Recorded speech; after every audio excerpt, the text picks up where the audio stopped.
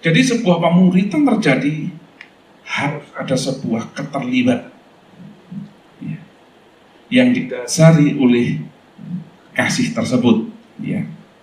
Kalau kita baca di dalam 1 Yohanes, ya, di sana dikatakan 1 Yohanes pasal yang ke-3 ayat 1 Yohanes pasal yang ketiga 16.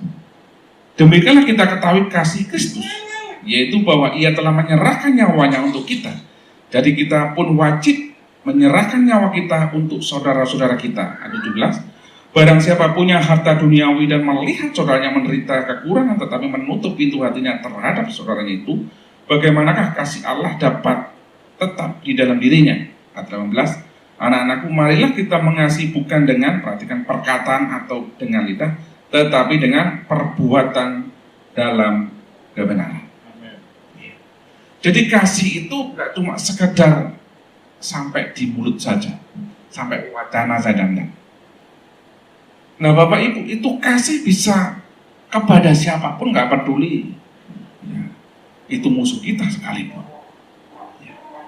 Nah ketika Bapak Ibu berproses dengan kasih seperti itu, orang yang kita muridkan akan melihat perilaku kita ya.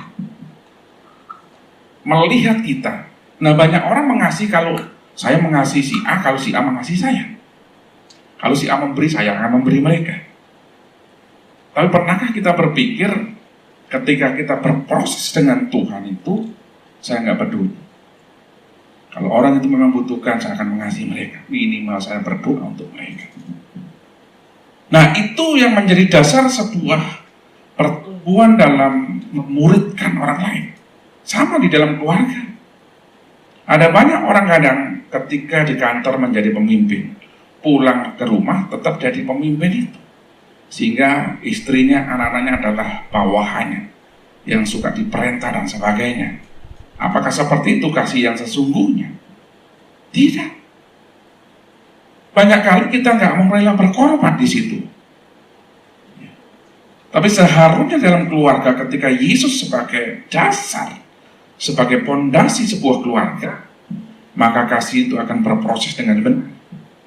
Kasih yang namanya agape itu akan terjadi.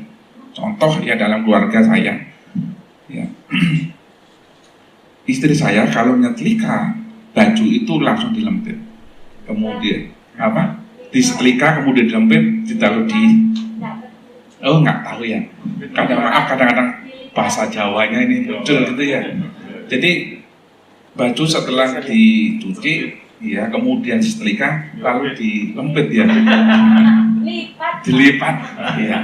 Jadi dilipat kemudian taruh lemari. Nah saya nggak suka seperti itu, karena waktu dipakai itu masih ada ngecap garis-garisnya itu. Nah karena saya nggak suka, saya ambil kastop, kemudian saya gantung. Nah yang namanya kasih agape itu seperti itu. Jadi nggak protes, nah gimana ini? Ya. Jadi saya mengambil sikap, ya, karena itu kesukaannya dia seperti itu, saya nggak suka seperti itu. Bagaimana tetap ada yang namanya kasih itu. Nah banyak orang enggak, gimana marah-marah. Nah ini yang nggak benar. Ya. Jadi yang namanya sebuah kasih itu benar-benar terjadi dalam kehidupan sehari-hari kita, nggak cuma sampai di bibir saja. Nah ketika proses terjadi, orang yang kita muridkan pun akan lihat bahwa kasih itu benar-benar terjadi dalam orang yang menjadi mentor mereka itu. Ya. Sama, orang tua akan menjadi teladan buat anak-anaknya. Dilihat, bagaimana seorang tua saya, benarkah saling mengasihi? Atau sebagai kepala rumah tangga, saya yang paling hebat, saya yang bekerja dari uang, semua adalah anak buahnya, main perintah, apa seperti itu? Nah kalau dalam rumah tangga masih seperti itu, yang namanya kasih nggak akan pernah kelihatan. Anak nggak akan pernah lihat bahwa dalam kehidupan orang tuanya ada Yesus. Supaya apa? Kadang-kadang banyak anak-anak dendam sama orang tua, karena kasih tadi nggak terjadi dalam kehidupan mereka. Menganggap orang tuanya seperti ini, itu didendam dalam kehidupan mereka. Ini nggak benar. Kami membiasakan diri setiap pagi itu misbah keluarga. Jam 5 harus Daerah mereka harus dibangunkan. Kami diskusi di sana. Ya. Nah ini penting, selain bagaimana kasih itu bisa direfleksikan dalam kehidupan sehari-hari, tapi anak-anak juga merasakan kasih itu. Oke, berikutnya. Yang kedua, berinvestasi kepada teman-teman kita. Ketika Bapak Ibu berproses dengan mereka, membangun sebuah persahabatan, baik di dalam keluarga maupun teman-teman yang di luar Yesus, Bapak sedang berinvestasi waktu, tenaga, bahkan harta kita. Ya. Ketika Bapak Ibu memuridkan seseorang, ya, itu ada sesuatu yang perlu dikorbankan supaya terjadi yang namanya pemuritan seperti yang Yesus lakukan. Jadi dasarnya memang Kristus, bukan yang lain. Sehingga orang merasakan ada pertumbuhan, ada sebuah perubahan hidup. Nah, kenapa kadang-kadang anak-anak kita nggak ada sebuah perubahan hidup? Karena orang tua kadang nggak punya waktu. Bayangkan mereka bekerja dari pagi sampai malam, anak sudah tidur, orang tua pulang. Anak bangun sekolah, orang tua masih tidur. Anak nggak pernah ketemu sama orang tua. Dan bagaimana mereka bisa berproses untuk mengetahui kasih orang tua itu? Bagaimana sebuah pemuritan di dalam keluarga terjadi? Gak bisa. Harus belajar menginvestasikan waktu ini. Kapan kira-kira kalau seperti itu? Hari Minggu. Kumpul bareng, jalan-jalan. Kan sekarang kan banyak mal-mal yang 24 jam itu. Paling tidak ada waktu bersama dengan mereka.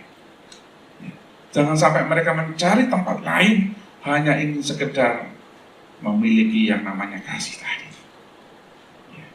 Tapi kalau orang tua menginvestasikan waktunya buat keluarganya, ada waktunya mereka untuk berbincang, untuk bersantai dengan mereka, mereka akan merasakan kasih Bapa di dalam keluarga. Nah, kenapa banyak anak-anak sekarang itu sulit untuk bisa memahami orang tua? Karena nggak pernah punya waktu. Tidak pernah bisa membangun rohani mereka. Karena mereka hanya mengejar kekayaan, kesuksesan, lupa bahwa dia punya seorang putra, punya seorang putri di rumah. Nah, ini membutuhkan termasuk istrinya.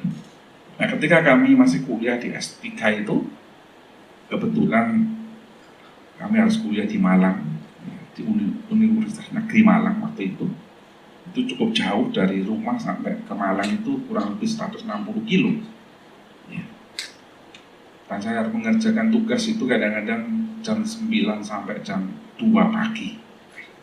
Sehingga kadang-kadang waktu untuk anak-anak dan istri itu nggak ada waktu. Anak-anak mulai protes. Sejak apa kuliah? Tidak pernah jalan-jalan. Tidak pernah pergi kemana-mana. Dan mereka mulai protes. Saya evaluasi hidup saya. Akhirnya saya Sabtu saya harus punya waktu dengan mereka. Walaupun sekedar jalan-jalan, saya sudah sampaikan, ketika jalan-jalan ke mall atau mana, tidak harus selalu beli, saya bilang gitu. Nah, banyak anak kalau diajak itu kan harus pikirannya kan, wah beli A, beli B, beli C gitu. Saya bilang, setiap kita jalan-jalan enggak selalu kita beli-beli. Ya. Seandainya kalian berminta, harus bertanya, Papa punya uang atau tidak. Nah itu yang saya sampaikan ke anak-anak saya. Nah kadang-kadang dalam kehidupan kita lupa dengan waktu ini. Ya. Oleh sebab itu nanti keluar atau pulang dari tempat ini, Bapak evaluasi dengan kehidupan Bapak dan keluarga. Punya waktu gak dengan keluarga? Kalau selama ini mungkin ya lupa dengan istri atau dengan anak, ya, sehingga gak punya waktu sedikit. Kapan waktunya seharusnya dalam sebuah keluarga? Ada saatnya suami istri khusus pergi sendiri. Berbagi dengan orang tua ini saja, tanpa anak. Untuk menunjukkan bahwa kita saling mengasihi. Ada saatnya satu keluarga antara anak-anak dan keluarga. Pergi sama-sama. Nah itu menolong kita untuk merasakan sebuah keluarga, sebuah persahabatan, sehingga dirasakan benar kasih Yesus itu benar-benar nyata, dan kita refleksikan dalam kehidupan sehari-hari kita. Setiap orang melihat kita luar biasa. Ya, saya ketika tinggal di Jakarta, setiap pergi ke pasar itu saya selalu sama istri saya. Dan saya tidak pernah menemukan di Jakarta suami istri pergi ke pasar sama-sama. Sampai hari ini, setiap ke pasar saya ikut. Sehingga ketika istri saya pergi terus nggak ada saya, karena mungkin saya mengerjakan tugas apa, ditanya sama orang-orang di pasar, Pak, mana suaminya? Nah, kenapa itu saya lakukan? Ketika saya punya waktu untuk istri saya. Bukan, kayaknya nggak ada kerjaan lain, bukan itu. Tapi kebersamaan harus ditanam. Kemana pun saya pergi, istri saya selalu ada. Ya. Karena dia tercantik bagi saya. Begitu kan. Nah, ini penting sebuah kebersamaan supaya anak pun juga melihat. Itu yang saya terapkan dalam kehidupan saya, sehingga anak-anak yang saya muridkan, termasuk murid saya, itu kadang-kadang ke rumah melihat kehidupan saya apa adanya, mereka merasakan sebuah keluarga. Kadang-kadang saya bilang, Pak, boleh datang, silakan. Jadi kami sangat terbuka sih, memang itu ada didikan orang tua gitu ya. Jadi di rumah kami itu anak-anak tuh ya, apa adanya, kamu makan silakan dan sebagainya itu. Supaya merasakan bahwa mereka pun juga bagian dari keluarga saya. Ya. Nah, saya nggak tahu dengan kehidupan Bapak Ibu. Ya. Oke, berikutnya. Menilai dan menanggapi. Terus, temukan potensi dan kekuatan mereka. Ini penting. Ya. Untuk membangun visi dalam persahabatan tadi. Nah, ketika kami bersama-sama ada teman-teman saya yang nggak seiman, ya, atau bahkan ada yang seiman, ketika kami tahu tentang potensi mereka, termasuk kelemahan mereka, saya mulai arahkan mereka. Termasuk di gereja. Ketika saya menemukan seseorang yang punya potensi, saat diskusi dengan mereka, kamu bisa menjadi hamba Tuhan. Kamu bisa belajar. Apa yang bisa kamu lakukan? Saya akan bantu mereka. Jadi ini penting ketika proses sebuah persahabatan, dimanapun Bapak Ibu berada, temukan ini. Untuk mendukung mereka. Ya, untuk menanamkan, untuk membangun visi mereka. Sehingga kehidupan mereka, wah, saya ternyata punya arti. Nah, banyak orang kadang-kadang dalam kehidupan, apalagi zaman-zaman sekarang, orang sudah merasakan Tuhan, masa sudah nggak mampu berbuat apa-apa. Ada banyak orang yang putus asa. Ada banyak orang mulai ketakutan. Di situ letaknya saudara ketika membangun sebuah persahabatan dengan teman-teman kita. Kita mau lihat apa yang bisa kita bangun dalam kehidupan mereka. Kalau mereka dalam kondisi lemah, kita bangkitkan, kita motivasi mereka. Sehingga hidup mereka kembali mengalami sebuah peningkatan iman mereka. Pengharapan mereka kepada Tuhan. Ya, oke, berikutnya. Kemudian yang kedua, saya akan bacakan ayat Ibrani 13 ayat 7. Ingatlah akan pemimpin kamu yang telah menyampaikan firman Allah kepadamu. Perhatikanlah akhir hidup mereka dan contohlah iman mereka. Nah, Bapak Ibu ketika memuridkan atau membuat murid, yang pertama yang perlu kita perhatikan adalah menjadi teladan dalam kualitas rohani dan karakter. Ini nggak mudah. Tadi yang dalam keluarga kita memuridkan istri dan anak-anak kita. Kepala rumah tangga ini punya tugas yang cukup berat. Ya. Menjadi teladan dalam kualitas rohani dan karakter. Sebab banyak kali kalau bicara tentang kerohanian, seringkali ya, maaf kadang-kadang kalau bawa-bawa terus diserahkan sama istri saja. Suami ikut-ikutan ada. Tapi sebenarnya Alkitab katakan yang menjadi kepala adalah suami. Hierarki kepemimpinan itu nggak bisa ya, dipindah-pindah. Tuhan, suami, istri, anak-anak. Itu nggak bisa dibalik-balik. Jadi suami tetap harus menjadi kepala rumah tangga. Walaupun mungkin suami saat ini belum bekerja, karena mungkin kena PHK. Yang bekerja istri, tetap kepala rumah tangga harus tetap suami. Ya, ya kalau single parent ya nggak apa-apa. Dia tetap, ya kalau hari ini mungkin bapak ibu masih single parent, tetap menjadi kepala berarti. Ya, kalau misalnya suaminya sudah meninggal, tadi dia menggantikan sebagai kepala. Nah ini penting. Jadi teladan ini harus dimulai dari para bapak-bapak. Ya. Tapi seringkali bapak, itu urusan ibu saja urusan kerja. Nggak bisa. Alkitab katakan suami harus menjadi kepala kerohanian anak-anak dan istri mereka. Jadi payung itu nggak bisa dibalik, misalnya bisa nggak payung dibalik, nggak berguna nantinya. Tetap antara Tuhan, suami, istri dan anak-anak. Tidak peduli suami punya, ya tadi yang katakan mungkin nggak punya gaji, tetap dia harus jadi kepala dalam rumah tangga, bukan istri. Ketika istri yang jadi kepala rumah tangga, masalah. Ya. Anak-anak yang jadi masalah. Nah oleh sebab itu, ketika bicara menjadi teladan ini, Paulus katakan, jadilah pengikutku, jadilah teladanku, sama seperti aku telah meneladani Kristus. Jadi Rasul Paulus ketika bicara kepada jemaat di Korintus, teladani saya, seperti aku meneladani Kristus. Nah Bapak Ibu, bagaimana dengan kehidupan saudara? Benarkah hidup kita sudah bisa menjadi teladan buat anak-anak itu? Paling tidak, sebelum menjadi orang lain yang kita mau mentoring mereka. Nah banyak kali dalam kehidupan kita jadi orang Kristen cukup pendengar saja. Sebenarnya kita sebagai anak Tuhan berproses dengan Tuhan. Sampai setiap kita menuju yang namanya serupa dan segambar dengan Yesus.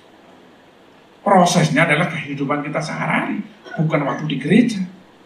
Ada banyak kali di gereja cuma kegiatan rohani. Tapi di rumah itulah proses saudara untuk kelihatan kita sebagai anak Tuhan atau bukan. Nah banyak kali orang kalau di gereja semua wajahnya wajah malaikat.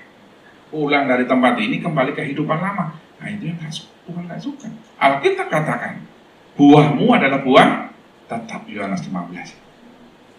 Jadi dimanapun kita berada, buah kita itu kelihatan nyata. Jadi nggak di gereja ada, wah semuanya adalah lemah lembut, ya, bekerja luar biasa mengasihi Tuhan. Tapi begitu di rumah, ya, itu nggak pernah ada. Itu yang bukan itu yang Tuhan inginkan. Itu namanya belum lahir baru. Belum ada sebuah perubahan dalam hidupnya. Memang perubahan hidup itu sebuah proses. Semakin hari serupa dan segambar Tuhan, sampai kita dipanggil Tuhan, itu proses kita. Tapi Tuhan nggak suka kalau anak-anaknya terus bayi terus. Sampai Paulus pernah bilang, kamu seharusnya bisa makan makanan keras, tapi kamu masih minum susu. Coba bayangkan kalau bapak ibu punya anak terus seperti itu, kecil aja, nggak bisa tumbuh-tumbuh. Mungkin jadi orang tua juga, aduh ini gimana sih anak ini, sudah dibawa ke dokter, oke, sudah dikasih vitamin, kasih macam-macam, kok tetap seperti itu. Ada apa? Nah Tuhan menginginkan ada sebuah pertumbuhan dalam hidup setiap kita. Nah itu perlu berproses dengan Tuhan. Itu namanya menjadi teladan berkualitas rohani yang benar. Kemudian yang kedua, memperhatikan akhir hidup mereka. Bicara tentang memperhatikan akhir hidup mereka dan bicara tentang iman mereka. Saya memberi contoh itu adalah Stefanus. Ketika dia rajam batu, yang keluar dari mulut Stefanus, Tuhan jangan tanggungkan dosa bangsa ini. Ketika menghadapi persoalan hidup pun tetap imannya tidak akan pernah berguguran. Nah, bagaimana dengan setiap kita? Ketika Tuhan izinkan masalah terjadi dalam hidup setiap kita, apakah kita tinggalkan Tuhan? Atau tinggalkan kasih Yesus? Nah, kalau ketika hidup kita seperti itu, bagaimana kita bisa memuridkan orang lain? Bagaimana pemuridan bisa bertumbuh terjadi dalam kehidupan atau keluarga kita? Setiap kita menghadapi banyak masalah. Ada orang nggak punya masalah? Ada di sini nggak punya masalah? Ya, saya akan berdoa untuk saudara supaya punya masalah. Semua orang punya masalah. Ya. Cuma masalah setiap kita memang tergantung masing-masing. Tuhan sudah tahu kekuatan setiap kita. Ya. Jadi masalah ini ya, atau akhir hidup setiap orang yang benar-benar mau menjadi seorang mentor yang benar, kita lihat dari akhir hidup mereka. Banyak contoh sebenarnya. Ya. Jangan sampai terjadi ketika Rasul Paulus mengingatkan jemaat di Galatia, kamu mengawali dengan roh, tapi kamu mengakhiri dengan daging. Nah, banyak anak Tuhan ketika menghadapi permasalahan, waduh, ikut Tuhan luar biasa. Tapi begitu menghadapi masalah, hilang. Ini kiranya dijauhkan di antara kita. Apapun yang terjadi, situasi apapun, iman kita tetap luar biasa. Sehingga dikatakan 1 Tesalonika 1:6 dikatakan, dan kamu telah menjadi penurut kami dan penurut Tuhan dalam penindasan yang berat. Kamu telah menerima firman itu dengan sukacita yang dikerjakan oleh Roh Kudus, sehingga kamu telah menjadi teladan untuk semua orang percaya di wilayah Makedonia dan Akaya. Jadi jemaat di Tesalonika sekalipun menghadapi keadaan yang begitu luar biasa, penindasan ya, luar biasa, tapi iman mereka tetap tidak tergoyahkan. Nah, kadang-kadang situasi kondisi COVID ini banyak orang ya, mulai ketakutan, mulai orang tidak punya pengharapan. Tapi biarlah pagi hari diingatkan Tuhan, apapun yang terjadi, kasih Yesus tidak akan pernah berubah. Amin. Dia nggak pernah tinggalkan saudara. Dan Yesus katakan, aku akan menyertai kamu sampai akhir zaman. Nah, kalau kita memahami bahwa penyertaan Tuhan terus ada dalam hidup kita, kira-kira perlu nggak kita khawatir, ya, putus asa? Bahkan Yesus katakan, rambut yang jatuh aku hitung. Ayam kita yang punya rambut aja, siapa yang pernah tahu, pernah hitung? Nggak tahu. Setiap hari saudara bapak ibu nyisir tuh beberapa ribu yang jatuh, kita nggak tahu. Tapi Tuhan tahu. Nah, ini menunjukkan bahwa Tuhan begitu pedulinya setiap kita. Apa yang terjadi dalam hidup setiap kita, Tuhan tahu persis. Nah, oleh sebab itu jangan pernah khawatir. Serahkan semua permasalahan hidup saudara kepada Tuhan. Maka Dia akan bertindak untuk saudara dan saya. Ya. Oke, next. Nah, seringkali ini penyebab kehilangan kualitas seorang ya, keteladanan kita. Pertama, tidak sepenuhnya berkomitmen dengan Tuhan. Pada seharusnya, ya, perhatikan 2 Timotius 2:24, sedangkan seorang hamba Tuhan, semua adalah hamba Tuhan. Jadi yang disebut hamba Tuhan nggak selalu yang ada di sini. Ya, semua Bapak Ibu adalah hamba Tuhan. Amin. Amin. Ya, dikatakan firman Tuhan tidak boleh bertengkar. Ya, ini susah Pak. Ya, siapa yang di sini nggak pernah bertengkar? Saya sekali seumur hidup pernah bertengkar itu, ya. Tapi waktu SMP. Tetapi harus ramah terhadap semua orang. Nggak peduli orang itu ya, menjengkelkan atau sesuatu yang nggak benar, sudah tetap ramah sama mereka supaya bisa melihat Yesus dalam hidup sekarang. Ia harus cakap mengajar, minimal di keluarga. Ya. Sabar. Nah, ya, kalau bicara sabar ini banyak orang nggak sabar, apalagi di Jakarta itu. Ya, saya di Surabaya dulu nggak terlalu macet. Nah, di sini macet kadang-kadang. Tapi yang aneh di sini tuh setiap di lampu stopan itu, saya masih di garis itu orang waduh, padahal masih merah di sana. Saya nggak biasa seperti itu. Jadi kalau di Surabaya sana, semua orang harus di belakang garis itu.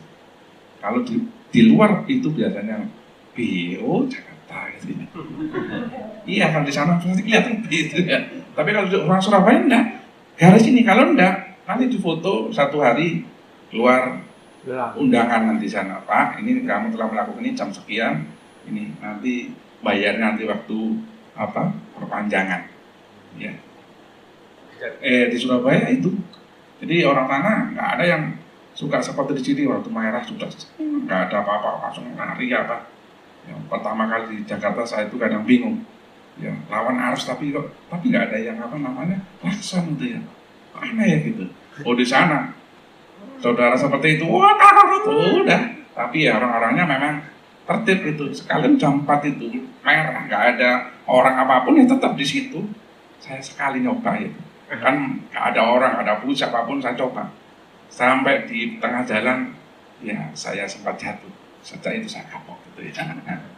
Nggak boleh, punya integritas. Jadi setiap anak itu harus punya integritas. Walaupun yang lain mau melakukan seperti itu, ya kita tetap harus taat. Supaya orang bisa lihat bahwa saudara adalah anak kerajaan. Ya, beda sekali. Oke, jadi komitmen, kemudian tidak jujur. Nah ini seringkali melanggar kepercayaan. Padahal kepercayaan itu dimulai dengan kejujuran. Ketika saudara menumbuhkan sebuah pemuritan, belajar jujur, komitmen dengan apa yang Bapak Ibu sudah sampaikan. Ya nggak bisa di dalam program bersama. Kalau sudah janji sama anak-anak hari ini kita akan, besok kita akan pergi misalnya. Ya harus pergi, seandainya nggak terjadi pun harus belajar orang tua sampaikan kenapa nggak jadi. Kalau enggak anak akan, wah papa ini suka bohong, mama ini suka bohong. Karena anak kecil kan sukanya kita membohongin anak. Anak kamu makan apa, saya kan tak bawa ke dokter. Kan nggak seperti itu. Banyak kali kadang-kadang kita nggak sadar membohongi anak-anak. Tapi kita mau belajar itu dalam kejujuran. Ya, supaya dimanapun kita berada, ya, kita bisa menjadi berkat bagi banyak orang. Kemudian next, mementingkan diri sendiri. Ini juga salah satu penyebab kehilangan keteladanan di mana termasuk orang tua. Bagi anak-anak, bagi istri, atau siapapun, di dalam pekerjaan pun sama. Kalau hidup kita selalu mementingkan diri sendiri, ya, kita akan nggak pernah jadi berkat bagi mereka. Kita akan nggak pernah bisa jadi ya, mentor mereka, kita adalah teladan mereka. Tapi seorang yang pemimpin, saya membiasakan anak-anak itu ketika mereka sudah kuliah, kamu sekarang seorang pemimpin. Nah, seorang pemimpin itu harusnya bagaimana? Tidak perlu diperintah. Melihat sesuatu yang nggak benar, ambil. Yang tidak beres-beres kan. Nah, itu seorang pemimpin. Seorang yang punya teladan, yang menjadi teladan bagi siapapun. Sama, ketika kami di rumah pun sama. Ketika anak-anak lupa untuk cuci piringnya, saya, kalau mereka sudah tertidur, saya ambil. Saya membiasakan sesuatu yang nggak benar, saya harus lakukan. Saya nggak perlu merintah siapapun, saya bisa kerjakan, saya kerjakan. Termasuk di kampus, ketika jalan ada sampah, saya ambil, saya masukin. Nah itu membiasakan diri, ketika melihat sesuatu yang nggak beres, nggak benar, kita mau kerjakan. Bukan sok-sokan, bukan. Saudara ada pemimpin, saudara menjadi teladan di banyak hal, termasuk hal yang kecil. Kalau kita bisa mengerjakan sesuatu yang baik, nah tidak kita lakukan, kalau kita bilang apa? Kamu berdosa. Jadi selama Bapak Ibu kerjakan sesuatu, kerjakan dengan benar, seperti untuk Tuhan. Berikutnya, munafik. Nah ini juga salah satu penyebabnya. Bapak Ibu bisa contoh ya Ananias dan Safira, ingin terkenal, ingin dikatakan orang yang pemurah hati dan sebagainya, tapi di balik itu ada sesuatu. Nah, banyak kali dalam kehidupan kita banyak orang seperti ini, ingin melayani Tuhan, tapi ada sesuatu yang diinginkan di sana, ya, tidak keluar dari hati yang paling dalam. Itu kiranya dijauhkan di antara setiap kita. Kita melakukan apapun memang benar-benar untuk Tuhan dimanapun. Ya. Sama di dalam pekerjaan pun sama. Ya. Jangan pernah Bapak Ibu kalau ingin menjadi kepala bukan tetap ekor. Ya. Ya. Kuncinya itu sangat sederhana sebenarnya, bahwa harus memberikan lebih. Kalau saudara mungkin digaji 1 juta, bekerjanya 1 jam, tapi Bapak Ibu bekerja 2 jam, seperti orang yang digaji 2 juta. Bapak Ibu bukan jadi ekor, tapi jadi kepala. Nah banyak orang enggak. Saya bekerja gaji 1 juta, ya udah bekerja 1 juta, ya selamanya jadi ekor. Tapi kalau kita mau belajar hidup dengan benar, memahami bahwa apapun yang kerjakan adalah untuk Tuhan, kita nggak akan mikir seperti itu. Saya di Jakarta pun nggak pernah tahu kalau saya akan diangkat jadi wakil 3, itu nggak tahu. Cuma dibilang, Pak Silas tolong bantu saya. Saya tinggalkan di Jakarta, Surabaya. Ya, waktu itu ya, sudah di sebuah perguruan tinggi swasta. Saya ke Jakarta. Tapi saya nggak tahu mau jadi apa. Tapi saya belajar Kalau saya bekerja dengan benar, Tuhan akan mempromosikan saya. Ya, oke, next. Terakhir, ya. Berapa jam, Bu? Karena kalau saya kadang-kadang panjang gitu ya, supaya benar-benar paham ya. Menghidupi tujuan Tuhan. Yohanes 12:26. Barang siapa melayani aku, ia harus mengikut aku. Dan di mana aku berada, di situ pun pelayananku berada. Barang siapa melayani aku, ia akan dihormati oleh Bapakku. Bapak-Ibu yang pertama berpengalaman dengan mengikuti cara Tuhan. Tadi saya katakan bahwa untuk memahami tujuan Tuhan, Bapak Ibu harus berproses dengan Tuhan. Ini banyak orang yang suka berproses, ya, selalu melihat hasil akhir, nggak pernah tahu. Misalnya contoh, ya, orang-orang yang sukses itu dulunya kayak apa nggak mau tahu. Tahunya, mereka sudah jadi orang sukses. Sebenarnya sebuah proses ini penting. Anak Tuhan pun begitu. Untuk benar-benar menjadi seseorang yang bisa menjadi mentor, yang bisa memuridkan orang, berproses dengan Tuhan di sana. Nah, ini seorang perempuan Samaria ketika berproses dengan Tuhan, ada sesuatu yang luar biasa ya, Bapak Ibu bisa baca di rumah. Yohanes 4 itu, di sini dikatakan ayat 39, dan banyak orang Samaria dari kota itu telah menjadi percaya kepadanya, kepada Kristus. Karena perkataan perempuan itu yang bersaksi, ia mengatakan kepadaku segala sesuatu yang telah ku perbuat. Nah, Bapak Ibu yang dikasih Tuhan, perhatikan di sana, ketika perempuan ini berproses dengan Tuhan, bisa menjadi kesaksian. Nah, banyak orang nggak suka berproses dengan Tuhan. Memang berproses dengan Tuhan, kadang-kadang kalau hati kita masih keras, perlu ini dibajak Tuhan, dilembutkan Tuhan. Selama hati kita nggak mau dilembutkan Tuhan, nggak akan bisa, firman nggak akan bisa tumbuh di sana. Ketika dibajak Tuhan, sakit nggak kira? Wah, sakit. Ada banyak hal yang perlu dibuang di sana. Dilembutkan Tuhan, dihancurkan hati kita yang keras, hati yang nggak mau taat, hati yang maunya sendiri. Tuhan proses sampai akhirnya benar-benar sudah merasakan ada sebuah perubahan. Sama dengan perempuan ini ketika berproses dengan Tuhan. Orang ini mengambil air siang hari. Kenapa? Malu. Ya, karena kehidupannya memang suaminya bukan semua adalah suaminya. Tapi ketika berproses dengan Tuhan, ada sesuatu yang Tuhan mulai singkapkan, Tuhan mulai buka bahwa ini yang benar. Ketika bertemu dengan Tuhan, ada sesuatu yang berubah, ada pembaruan dalam hidupnya, sehingga perkataannya ini bukan lagi malu bertemu dengan orang, malah pergi ke kota menyampaikan kabar sukacita itu, sehingga lewat perkataan yang banyak orang yang bertobat dan terima Tuhan. Nah, kita mau bisa menjadi kesaksian ketika mau berproses dengan Tuhan. Ketika hidup saya berproses dengan Tuhan, ya cukup panjang. Keluarga saya ada keluarga Muslim. Jadi memang keluarga besar saya itu keluarga Muslim. Ketika orang tua jadi Kristen itu keluar dari keluarga besar. Sudah, Bapak Ibu tahu apa yang terjadi, nggak punya apa-apa. Ya, itu berproses dari saya karena saya waktu sakit, nggak sembuh-sembuh. Kemudian saya dibawa ke gereja. Kebetulan orang tua saya seorang pedagang waktu itu. Ya. Ketemu sama temannya orang Kristen, coba bawa ke gereja. Saya dibawa ke gereja, sembuh gitu kan, setelah didoakan. Jadi ayah saya, ibu, sama kakak saya yang pertama dari Kristen. Kakak nomor 2 sama saya belum. Ya. Sampai SMP. Ya. Tapi sebelum proses sampai SMP saya pernah sampai meninggal sebenarnya. Ya. Saya bersyukurnya sampai hari ini masih hidup. Saya sudah sempat ke Bawasudan karena kubur sudah digali. Ya. Tinggal mungkin beberapa menit mau berangkat. Tapi ibu saya bilang gini sama Tuhan, anak saya nggak pernah bisa mati, anak saya harus hidup. Terus panggil tetangganya, kebetulan satu kampung itu cuma 3 keluarga yang Kristen. Ya, dia panggil temannya yang Kristen lalu berdoa. Jadi ibu saya ngotot, Tuhan saya nggak mau anak saya mati. Jadi sudah sampai tahap terakhir itu sudah mau dibawa karena sudah dibungkus saya kan. Ya. Bangun, wah orang pada lari semua. Tapi untung ya, kalau di kampung itu biasanya kalau orang datang kan bawa bawa beras itu ya.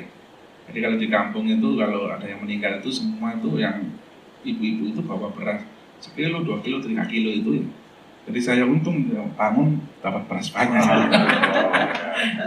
Ya, jadi bangun, wah orang pada lari semuanya, ya sudah. Ya, nggak jadi mati.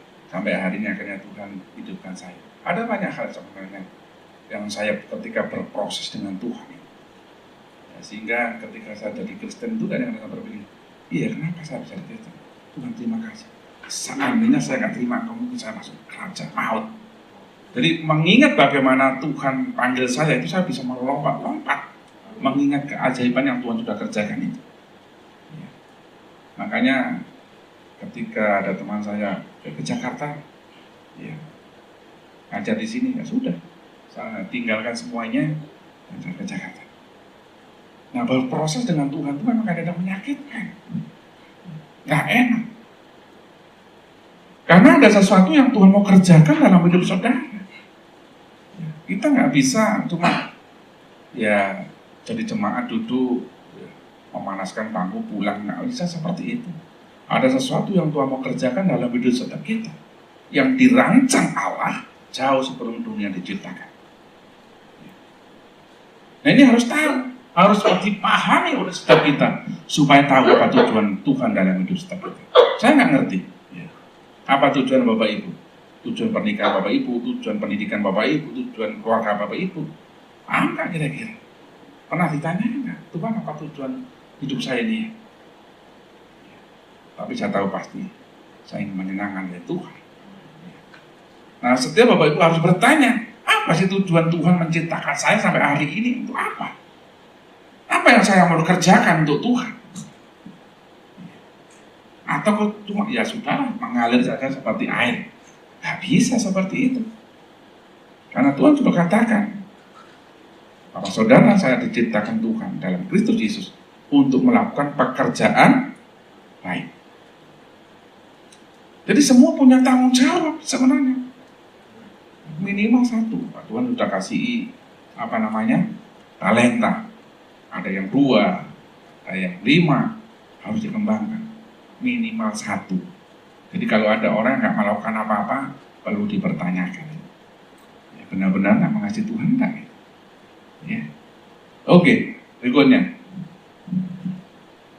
Mengevaluasi hidup. Nah ini penting. Akan ada pertanyaan ini ya. Benarkah saya memahami tujuan hidup saya? Benarkah saya sudah tanyakan? Benarkah saya juga memahami tujuan pernikahan saya? Atau benarkah saya memahami tujuan Tuhan dalam anak-anak saya? Apa banyak hal? Saya nggak tahu Bapak Ibu yang bisa jawab. Tapi Tuhan katakan Efesus 2:10, karena kita adalah buatan Allah, diciptakan dalam Kristus untuk melakukan pekerjaan baik yang dipersiapkan Allah sebelumnya. Ia mau supaya kita hidup di dalamnya. Saya nggak tahu. Apa tujuan hidup Bapak Ibu?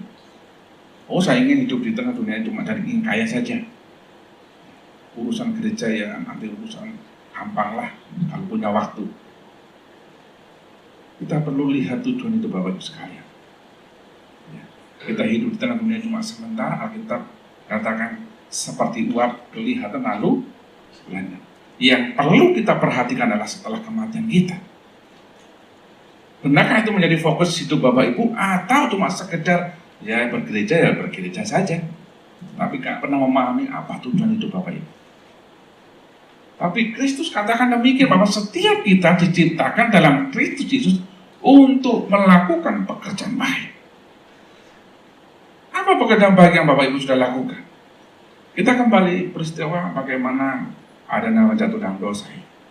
Ketika Tuhan ciptakan manusia menurut gambar dan rupa Allah. Di sana ada misi Tuhan. Bahwa saudara saya adalah duta Tuhan. Untuk disampaikan kepada banyak orang bahwa kasih Allah itu seperti ini. Bahwa gambar Tuhan itu harus direfleksikan dalam kehidupan dimanapun ditempatkan Tuhan. Di pekerjaan harus jadi kesaksian bahwa saudara anak Tuhan. Jangan sampai sama orang dunia sama anak Tuhan gak beda. Nah ini perlu dipertanyakan. Benarkah tujuan Tuhan sudah terjadi dalam hidup setiap kita? Ya. Atau kita ya biasa saja? Setiap apa yang terjadi dalam hidup itu ada tujuannya, termasuk kita punya anak. Apa tujuan Tuhan lewat anak-anak itu? Apa tujuan lewat pekerjaan saudara? Sudahkah menjadi kesaksian? Bisa memberkati orang, bisa membuat orang menjadi mau dimuridkan lewat setiap hidup kita. Bapak Ibu yang jawab. Berikutnya, benarkah saya mencintai Tuhan lebih daripada keluarga, pekerjaan, dan harta saya? Pemazmur bilang, sebab kasih setiamu lebih besar daripada hidup, bibirku akan memegahkan engkau. Demikianlah aku mau memuji engkau seumur hidupku dan menaikkan tanganku demi nama. Bahwa semua yang ada dalam hidup saudara punya Tuhan. Kita adalah pengelola milik Tuhan. Semua yang Tuhan percayakan dalam hidup kita adalah itu milik Tuhan. Termasuk hidup saudara dan saya itu milik Tuhan. Nah, kalau kita memahami seperti itu, kira-kira ada kesombongan? Tidak ada. Karena semua milik Tuhan. Kita adalah pengelolanya milik Tuhan. Maka hidup kita semua harus untuk puji hormat bagi kemuliaan Tuhan. Ingatlah bahwa kita semua adalah debu tanah yang nggak punya arti apa-apa. Kalau Bapak Ibu bisa berdiri sampai hari itu karena kebaikan Tuhan. Saudara diberi kekuatan juga oleh Tuhan, sehingga bisa bekerja, bisa melakukan banyak hal. Saudara bisa membuat macam-macam karena Tuhan kasih hikmat pada Tuhan. Semua milik Tuhan. Tapi banyak orang lupa hal itu. Cari Tuhan sesukanya. Ya kalau ada waktu. Cari Tuhan kalau ada kesempatan. Seharusnya demikian. Apakah Bapak mencintai? Bahkan ada orang karena keluarga yang nggak usah ke gereja. Lebih cinta keluarganya. Sampai Tuhan pernah katakan, jika kamu kasihmu ya, kurang daripadaku, lebih daripadaku, kamu gak layak dari muridku. Tapi biarlah pagi hari kita diingatkan Tuhan untuk mengevaluasi kembali hidup saudara saya. Supaya pertumbuhan memuridkan orang itu tidak benar terjadi karena memang hidup kita layak menjadi seorang mentor yang benar. Mentor yang bertumbuh, paling tidak di keluarga setiap kita. Ya. Oke, next. Hampir habis ya. Benarkah saya lebih mementingkan hati atau penampilan? Kalau Bapak Ibu melihat perumpamaan orang Farisi dan memungut cukai ini, orang Farisi bilang apa? Tuhan, aku nggak pernah berdosa. Aku melakukan yang baik. Bahkan saya mencintai dan aku memberikan perpuluhan. Aku tidak pernah berbuat jahat. Beda dengan pemungut cukai. Dia nggak berani menengadahkan ke atas. Dia menepuk dada. Tuhan, hamba orang berdosa. Pemungut cukai yang pulang dibenarkan Tuhan. Nah, banyak orang kadang-kadang mementingkan bukan hati, tapi penampilan. Banyak orang hanya mementingkan kegiatan-kegiatan rohani, tidak pernah menyentuh yang namanya hati. Nah, untuk bisa menyentuh sebuah hati adalah perlu yang namanya proses tadi. Tanpa ada sebuah proses dengan Tuhan, suruh nggak akan pernah melihat namanya sebuah kegagalan. Apa yang harus dikerjakan dalam hidup kita sebagai anak Tuhan, akhirnya jadi penampilan saja, kegiatan rohani saja. Oh, setiap kegiatan rohani lah datang, tapi nggak pernah ada perubahan hidup. Hari Senin ada kegiatan apa, doa ini ikut, hari Minggu bahkan nggak cuma sini, di mana-mana, tapi nggak ada sebuah perubahan hidup, itu tidak ada gunanya. Yang Tuhan mau ada perubahan dalam hati kita, ada sebuah proses di sana. Itu yang Tuhan inginkan, ada sebuah perubahan hidup. Jangan sampai jadi anak Tuhan bertahun-tahun, perilaku hidupnya nggak pernah berubah. Pemarah selamanya jadi pemarah, ya. Pendendam ya selamanya pendendam. Nggak pernah mau bisa mengampuni sampai mati, nggak bisa mengampuni. Nah, ini nggak ada sebuah perubahan hidup. Bukan itu yang Tuhan mau, berarti orang ini belum pernah berproses dengan Tuhan. Nah, orang yang berproses dengan Tuhan ada sebuah perubahan hidup, nggak lagi mementingkan tentang penampilan. Yang diperhatikan adalah hati setiap kita. Mari berharap setiap kita mengalami sebuah perubahan hidup. Amin. Oke, berikutnya yang terakhir ini ya. Ini udah terakhir, nggak ada habis ini. Nah, karena panjang ya. Benarkah saya mencintai orang lain lebih daripada saya sendiri? Apa bisa baca di tua, sorry. Ini kitabnya kelewatan gitu ya. Atau benarkah fokus saya hanya kepada kekalan? Bapak bisa baca Filipi. Kalau Bapak fokus kita ada kekalan, melangkah pun saudara akan berpikir, ketika saya melangkah, Tuhan disenangkan dan kalau tidak saya melakukan. Apapun yang Bapak Ibu kerjakan, berpikir tentang kekekalan. Benarkah yang saya lakukan ini Yesus disenangkan? Ketika saya membeli seperti ini, benarkah Yesus disenangkan? Saya akan bertanya, kalau ini bukan menyenangkan Tuhan, buat apa saya beli? Saya nggak beli. Ketika ini saya punya Yesus bisa disenangkan, nah, benar kerjakan. Amin. Mari kita berdoa. Bapak, kami sungguh bersyukur atas kebaikan Tuhan. Sudah menolong kami Tuhan untuk boleh memahami kebenaran Tuhan dalam hidup kami. Tuhan, kami mau berproses dengan Engkau untuk boleh mengubahkan kami sehingga hidup kami Tuhan boleh menjadi mentor, boleh memberkati banyak orang, sehingga di dalam proses pemuridan itu mereka bisa melihat hidup kami dan mereka boleh diberkati. Terima kasih Bapak. Bapak, kami masih jauh dari kebenaran Tuhan, tapi kami mau Tuhan hidup kami, Tuhan perlengkapi, sehingga tambah hari hidup kami serupa dan segama dengan Tuhan. Terima kasih Bapak, terpujilah nama-Mu. Bapak, hamba-Mu berhenti berbicara, Bapak Kudus terus berbicara lewat hati pikiran kami, sehingga hidup kami Tuhan semakin memahami kebenaran Tuhan dan menghidupi firman-Mu dalam hidup kami sehari-hari. Terpujilah Engkau Bapa. Dalam nama Yesus kami berdoa dan mengucap syukur. Amin. Terima kasih untuk Bapak Pendeta Sudarman untuk menyampaikan firman dan kebenaran Tuhan. Saatnya kita untuk memberikan persembahan. Silakan untuk jemaat yang bertugas dengan Bapak Diki untuk maju ke depan.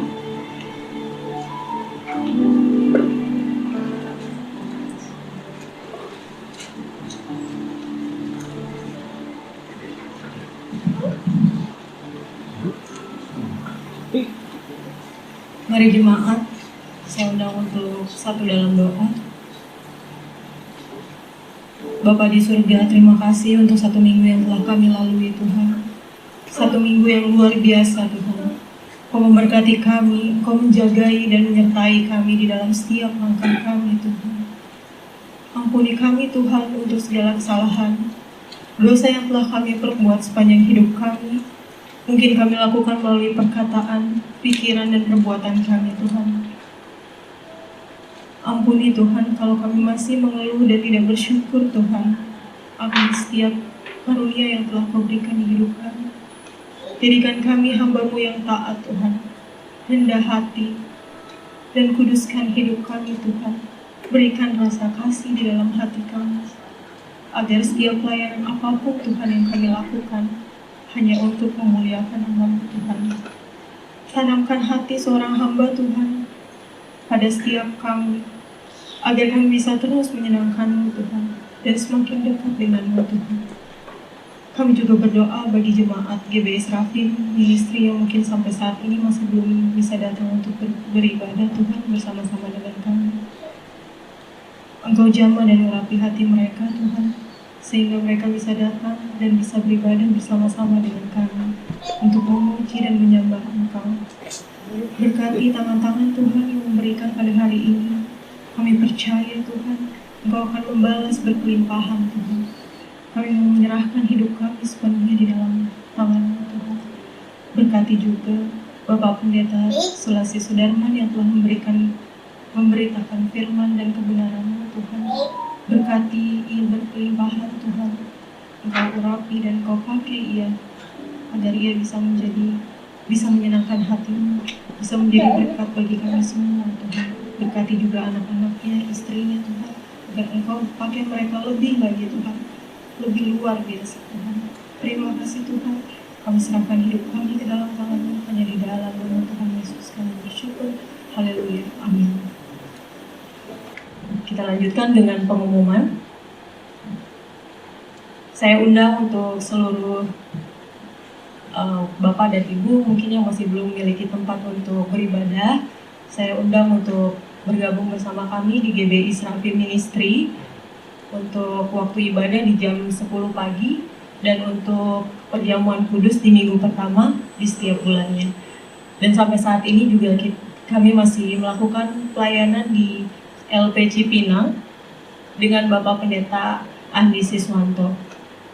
Bagi mungkin Bapak Ibu yang rindu untuk memberi, rindu untuk menabur di ladang Tuhan, boleh menghubungi sekretariat gereja yang saat ini sudah kita cantumkan di YouTube kami, dan kami juga memiliki beberapa sosial media yang sudah ada saat ini, yaitu Facebook, Instagram, dan website. Mungkin Bapak Ibu yang rindu untuk menabur, memberikan persembahan ataupun perpuluhan, itu bisa langsung memberikan nomor rekeningnya ada tercantum di sana.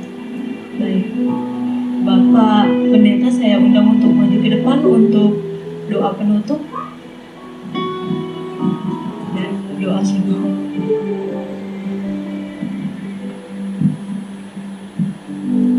Mari kita berdoa. Bapak, kami bersyukur kembali Tuhan atas kebaikan anugerah. Terima kasih atas waktu yang Tuhan berikan buat setiap kami, sehingga kami boleh ada sebagaimana kami ada saat ini Tuhan. Bapak, kami berdoa untuk seluruh jemaat yang hadir pagi hari ini maupun yang ada di rumah. Apapun menjadi permasalahan hidup mereka Tuhan, Tuhan tolong mereka terjamah.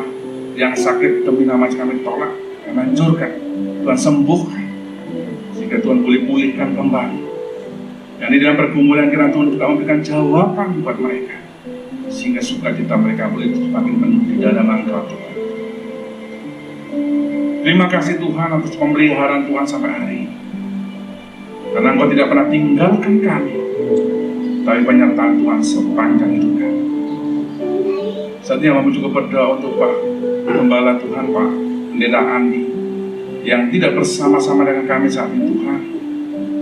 Kiranya Tuhan juga tolong mereka, Tuhan memberkati layanan dan pekerjaan seluruh keluarganya. Kiranya Tuhan terus memberikan hikmat marifat daripada Tuhan untuk boleh mengembalakan jemaat-Mu di tempat ini, sehingga jemaat Tuhan boleh dibangun, iman mereka boleh dibangun, sehingga seluruh jemaat boleh merasakan kasih Yesus dalam hidup mereka. Terima kasih Tuhan. Kami juga berdoa Tuhan untuk kebaktian raya setiap hari Minggu pagi jam 10. Kiranya Allah juga terus memberkati dan keberadaan gereja-Mu di tempat ini Tuhan boleh memberkati banyak orang sekeliling kami, khususnya hotel ini Tuhan, sehingga nama Tuhan di tempat ini boleh ditinggikan, dipermuliakan. Bahkan setiap jemaat-Mu Tuhan boleh menjadi mentor-mentor, menjadi teladan bagi banyak orang sekeliling mereka, baik di pekerjaan mereka, dimanapun Tuhan tempatkan mereka, seluruh jemaat di GBI Serapi ini Tuhan, dan Tuhan menolong mereka, sehingga keberadaan mereka benar-benar dirasakan, ada dampak dalam hidup mereka bagi lingkungan dimanapun Tuhan tempatkan mereka. Terima kasih Bapak. Bapak, kalau sebentar kami juga akan pulang dan meninggalkan tempat ini. Kiranya Tuhan terus menyertai kami, memberkati kami, sehingga kami pulang dengan membawa berkat yang luar biasa yang Tuhan taruh dalam hidup kami. Bahwa di tempat ini Tuhan ada sesuatu yang kami bawa. Kami mau ceritakan bahwa kasih Yesus luar biasa di dalam hidup kami. Terima kasih Bapak. Kami undang seluruh jemaat untuk bangkit berdiri. Angkatlah hati dan jiwamu. Terima berkat Tuhan. Berkat di dalam nama Bapa yang begitu mengasihi kita. Bapa, di dalam nama Tuhan kami Yesus Kristus yang telah mati dan bangkit, naik ke surga, sehingga lewat kehidupan iman kita di dalam Kristus Yesus kita boleh memperoleh keselamatan dan persekutuan Roh Kudus yang boleh mengarahkan kita, membimbing kita, sehingga hidup kita boleh semakin diserupa dan segambar Tuhan. Terima kasih Bapak, terpujilah Engkau. Sidang jemaat yang dikasih Tuhan, kiranya berkat Tuhan turun atas hidup setiap kita. Amin. Kemanapun Engkau pergi, Tuhan akan terus memberkati. Engkau bukan ekor tapi akan menjadi kepala. Apapun yang kamu kerjakan akan menjadi berhasil di dalam nama Yesus.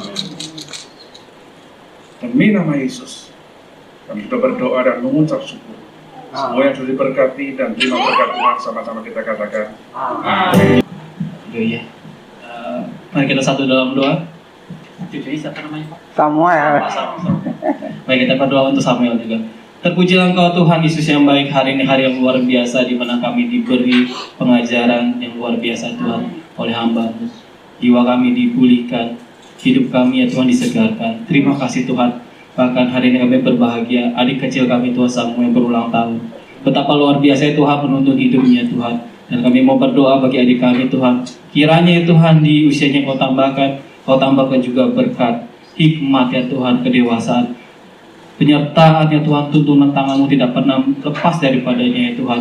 Ia bertumbuh menjadi kepala bukan menjadi ekor, ia menjadi naik bukan menjadi turun, ia menjadi sukses ya Tuhan. Kiranya Kau jauhkan dari segala mara bahaya, segala rancangan kecelakaan Kau jauhkan, tapi rancangan damai sejahtera, rancangan penuh dengan ya Tuhan gilang gemilang Tuhan berikan kepadanya ya Tuhan. Berkati ya Tuhan tubuh kembangnya Tuhan dalam setiap yang ia kerjakan, yang ia lakukan. Tuhan tangan Tuhan sendiri yang menuntunnya Tuhan. Biarlah ia menjadi seorang anak yang luar biasa bagi keluarganya, bagi orang tuanya, bahkan bagi kakek neneknya Tuhan. Tuhan menjadikan ia ya Tuhan menjadi anak yang soleh, anak yang taat dan tunduk kepadamu ya Tuhan. Berkati ya Tuhan. Juga terima kasih Kau memberikan berkat-Mu pada hari ini. Keluarga telah menyediakan berkat bagi kami untuk kami nikmati. Kiranya Tuhan berkati, sucikan dan kuduskan. Kiranya makanan kami nikmati boleh menjadi berkat bagi tubuh kami juga Tuhan. Berkati keluarga, tangan-tangan yang menyiapkan. Biar Tuhan memberkati berlipat-lipat kali ganda. Terpujilah Engkau Tuhan, hanya di dalam nama Tuhan Yesus kami terima berkat-Mu. Haleluya, amin.